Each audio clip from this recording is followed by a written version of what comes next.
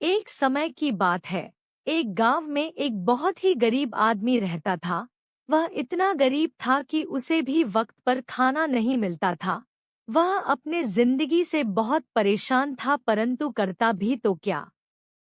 वह एक दिन जंगल की तरफ निकल पड़ा और कुछ दूर जाने के बाद उसकी मुलाकात एक ऋषि मुनि से हुई। को अपनी सारी बात बताई। तब ऋषि मुनि ने बोला, तुम यहाँ से पूरब दिशा में चले जाओ, वहाँ पर काफी जमीन है, उसमें तुम खेती करो, तुम्हें उससे कुछ प्रॉफिट होगा।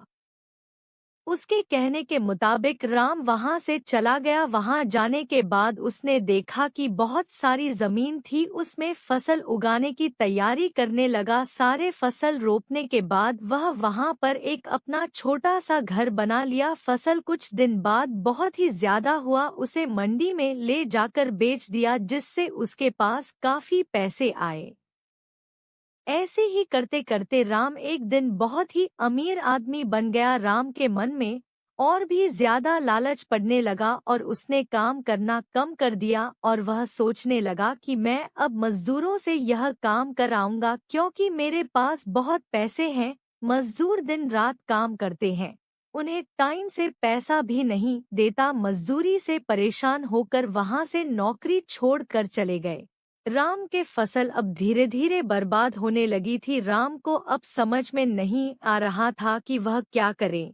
तभी अचानक वहां पर वही ऋषि मुनि घूमते हुए पहुंचे। तभी राम ऋषि मुनि के पैरों पर गिर गया और कहने लगा, मुझे कुछ प्रॉफिट नहीं हो रहा है। तभी उस ऋषि मुनि ने कहा कि तुम अपने अंदर का घमंड हटा दो तो तुम्हें फिर से प्रॉफिट होने लगेगा।